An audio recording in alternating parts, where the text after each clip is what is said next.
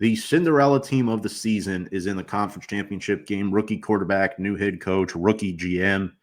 14-5 now, 6th seed, traveling up 95 to Philadelphia to take on their NFC East division rival, the Eagles. As a couple of Giants fans here, this game is going to be gross to watch, but the Eagles 16-3, favored by 6. The team split the season series 1-1. Saquon Barkley, of course, the prized free agent acquisition for Philadelphia this year, has 145 plus rushing yards in each matchup against Washington and Amine. Close your ears here. He ran for 205 and 2 scores against the Rams last week. He's rushed for 100 plus in 8 of his last 9 games against the Commanders' rush defense. That is, quite frankly, terrible. Terrible. Jahmyr Gibbs picked them apart last week. It's only because their offense scored 38 against Detroit. That's why they won the football game, because of Jayden Daniels. Right. It's going to be, like you mentioned, as a Giants fan, it's not my favorite conference championship of my lifetime, but I am looking forward to the game because of the Jayden Daniels effect. Like we did a couple of weeks ago when we did our first show, Wild Card Weekend, I told you my Super Bowl pick was Eagles Chiefs. That was my choice, and boy, Washington is making me rethink that. They come into this game, well, before the season, they were 150-1 to reach the Super Bowl. If they win this game, they will tie the 99 Rams for the longest long shot to reach a Super Bowl. That team won the Super Bowl. That was the first year of the greatest show on turf with Kurt Warner and Marshall Faulk and all those guys. So just a total rags to riches story. Jayden Daniels, the number 2 pick. Here is the list of top 2 picks, rookies, to start a conference championship game: Earl Campbell, Tony Dorsett, Reggie Bush, Nick Bosa, Jayden Daniels. You got 2 Hall of Famers. Bosa might be a Hall of Famer, and Bush was a really good player, Heisman Trophy winner, as was Daniels. So he's doing things that have not been done by any rookie quarterback, basically. And if he wins this game, he'll be the first rookie quarterback ever to win 3 playoff games and to start a Super Bowl. And he's got a shot. If you remember the game he had against the last game that he had against the Eagles, when he threw the game-winning touchdown with 5 seconds left, he had a 96 QBR, 5 passing touchdowns, 81 yards. Those are all season best marks for him. Now he's a little bit more of a known commodity to Philly. They've played him twice, and Philly's defense, including the playoffs this season, first in points per game, first in yards per game, first in yards per play, first in defensive efficiency. So they've got the great running game with Saquon, and Hurts is a good runner too as a QB. He's dual threat for sure. But it's their defense that has done this, that has gotten them to this point. And last week against the Rams were driving with 1 minute left. All they need, if they had scored, they win the game. And Philly comes up with a interception to seal the deal. Ooh, I don't know how to pick this game because I'm not going to make the mistake I made last week. But this time around, I actually think Cinderella's time is up. Finally, I think the Eagles at home. They were tested big time by the Rams last week. A Rams team that won a Super Bowl just a few years ago. And as you mentioned, Washington's defense, I don't see them being the one to slow down Saquon Barkley. He looks like a man possessed. He looks like he's just shoving it down all of New York Giants fans' throats, or at least Giants management. You guys didn't want me? Well, look what I can do in the playoffs. He's had an incredible season. I think Hurts is going to come up big, and I think their defense is going to take on the challenge of shutting down Daniels. If Daniels wins this game, this would be this is the greatest rookie season of all time, regardless of position. If he wins this game, just gets to the Super Bowl. But I don't think it happens. I think Philadelphia wins, and I think they win fairly comfortably. I think they're going to go win by 10 points. I'm picking Philly to win this game 24-14. All right. Yeah, look, it's going to be an interesting game. Tale of 2 games. In the Eagles' win over Washington this season, they held Daniels to 18 rushing yards. In the loss, he had 81. They picked off Daniels once in the first meeting. They picked him off twice in the second, but he did have 5 touchdowns in that game. Also, in the second meeting, Hurts left the game after 4 pass attempts. His play lately has concerned me. He has under 7 yards per completion over the past week, under 180 passing yards in 6 of his 7 last full games, took a season high 7 sacks last week, and A.J. Brown just has a combined 24 receiving yards over the first 2 playoff games. Dallas Goedert's been the number 1 option. And look, the Commanders' defense, yes, their run defense is horrendous, but they're coming off with 5 takeaways against the Lions. Washington only had 7 picks as a defense all year. They had 3 last week. They had 2 fumble recoveries and 3 picks. Marshawn Lattimore and Mike Sanderstill, the rookie, had 2 picks against Detroit last week, going up against A.J. Brown and Devontae Smith. Those are challenging matchups. Very, very challenging matchups. So I think Brian Robinson is going to be key in this game. Austin Eckler, too. Their veterans are very underrated. I mean, look, Austin Eckler, Zach Ertz, Bobby Wagner, having veterans like this with leadership experience, 2 of them being former Super Bowl champions, and Ertz and Wagner are the reason why the Commanders are where they are right now. You have to have those voices in the locker room. And Eckler did a phenomenal job last week, 47 rush yards, 41 receiving. He's been very complimentary to Brian Robinson Jr. If Washington, though, is going to win this game, they have to protect Jayden Daniels.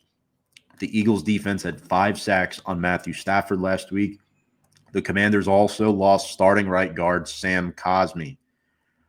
Despite losing Cosmi, Washington did not allow any sacks last week.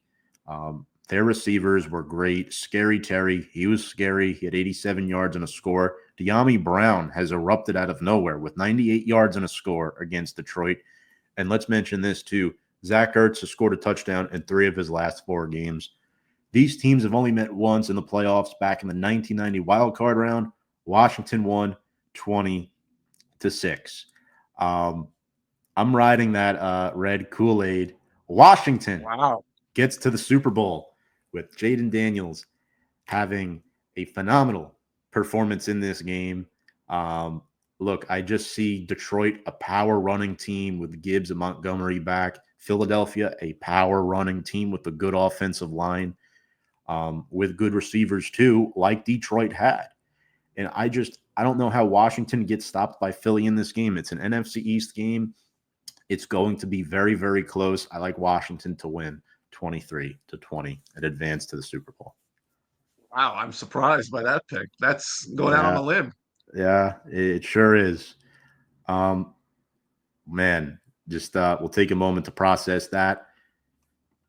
Next up, the 2-seeded Buffalo Bills, 15-4 at the 1-seeded Kansas City Chiefs, who are 16-2. Both teams coming off wins last week at home in the divisional round. Chiefs favored by 2. The Bills handed the Chiefs one of their only 2 losses this season. Back in Week 11, they beat Kansas City 30-21. Josh Allen was very good in that game. Each of these teams unbeaten at home this past season. And for me, it's Joe Brady against Steve Spagnuolo. This Bills offense, they've scored 27+ in 11 of their last 12 meaningful games. You know, they've scored the 2nd most points in the league per game this season. And you have the Chiefs, who have allowed the 4th fewest points per game in the league this season. So, yeah, it's going to be a challenge. Where are you going with this one? I just can't imagine the Chiefs losing this game. I get that the Bills beat them. It's really their only loss of the season because they rested everyone in the finale against Denver when Denver just smoked them. The Chiefs just look like a team that cannot be beat. They look beatable, but they look like they can't be beat, if that makes any sense what I'm saying, because they're clearly flawed. The Kansas City Chiefs have not scored 30 points in a game since November 26th of 2023. That's how long it's been since they've scored 30 points in a game. And in that span, they won a Super Bowl, and now they're back in the conference championship game as a 15-win team. This year, they've won games with a blocked field goal at the last second, with a game-winning drive. They've won games where you're like, how did this team win? But now it's the playoffs, and now they put it all together. And last week against the Texans, a good Texan secondary with Stingley and all those guys, and they pretty much dominated the game. They had the game in check, even when it was close score-wise. You got the feeling that the score wasn't really translating what was happening on the field. The Chiefs were just so dominant, and Mahomes at home, you can't. I just can't see him losing to the Buffalo Bills at home. This is the fourth head-to-head matchup between Mahomes and Allen. That is the second most playoff head-to-head quarterback matchups in the Super Bowl era. The only one more, of course, is Brady and Manning, who did it 5 times. The difference with Brady and Manning is Peyton won 3 of the 5. So at least it was competitive, even though most people think Brady is the greatest quarterback of all time. And these two, regular season, Allen 4-1, big advantage. Playoffs, where it matters, where it counts, 3-0 for Mahomes. And that's really what's good. This game is going to come down to Josh Allen. The Buffalo Bills have gone 21 straight games winning the turnover battle. That's tied with the 1953 Rams for the longest streak in NFL history of winning the turnover battle. But I think they're going to get the Chiefs defense last week were absolutely menacing. They got to they had 23 quarterback pressures on CJ Stroud last week, tied for the second most in any game with Steve Spagnuolo as their DC. So they're rounding into form on that side of the ball. And last year, really, it was the defense that was the better side than the offense in that Super Bowl run. I think the defense is going to get to Allen. I think the Bills' streak of turnover battle wins ends here. I think Josh Allen's going to have, he's going to have a good amount of yards. He's going to have some passing touchdowns, but he will turn the ball over. And in KC, if you hand Mahomes a lead, I just can't imagine him losing. They look like a team of destiny. I see the Chiefs, and I see that they're only favored by 2. I get why, but I think Kansas City is going to win this game just as comfortably as I think the Eagles are going to win their game.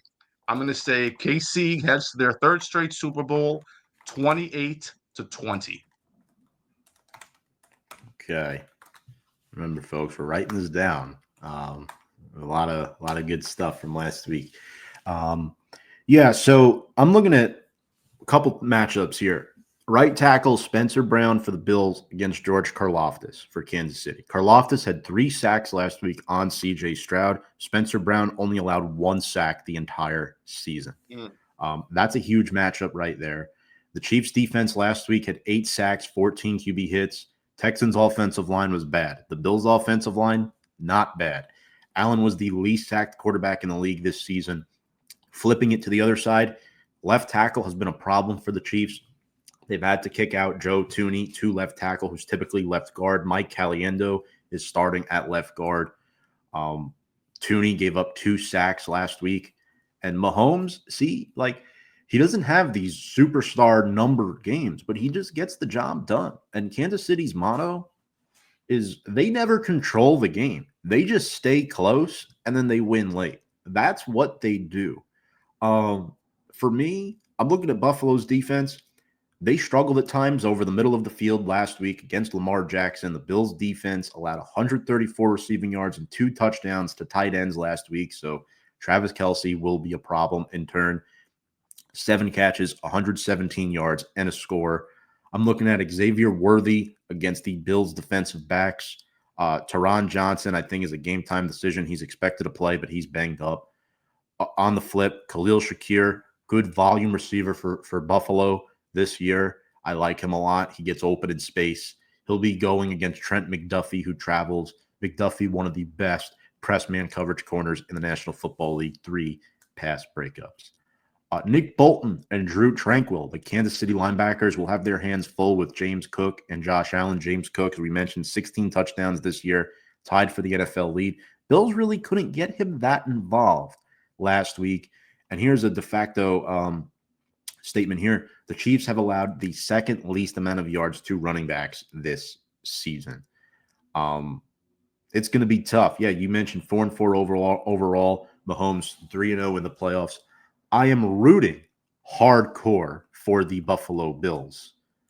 However, and I don't want to make this pick. I really don't.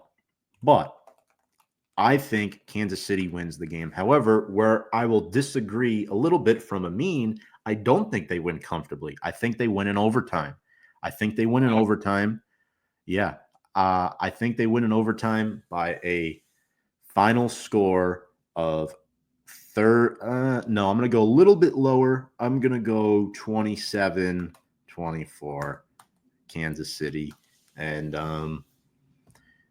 it sucks. I do think Buffalo has a legit shot to win this football game. This is one of those situations, folks, where until you prove to me that you can, I can't go against the winning formula. And it's a lot like Tom Brady, right? You never pick against Tom Brady in the playoffs.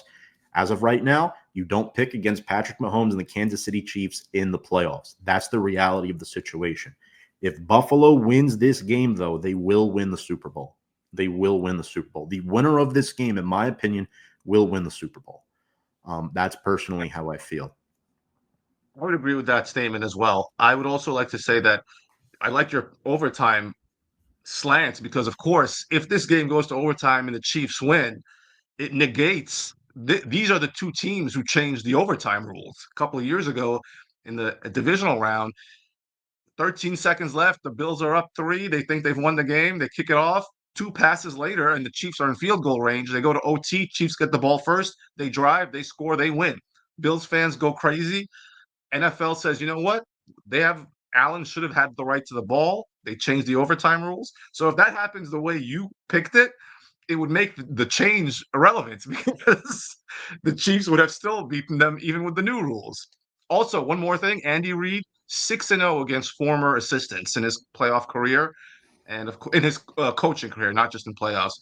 And of course, McDermott was one of his assistants back in the day. Yep. Everything Amine said is 100% correct. However, I'm going to say this: go Bills Mafia. Let's go Buffalo. You really make me want to shout. And I hope I'm shouting for you on Sunday, proving both of our picks incorrect. Amine, this has been a pleasure once again doing this with you for the 3rd week in a row. Of course, we'll be back to preview the Super Bowl as well. This has been a lot of fun. Any final thoughts? Well, thanks for having me. It's always a pleasure talking with you. And NFL is king for a reason. These games, these weekends are among the best sports weekends of the year. So looking forward to a couple of classics on Sunday.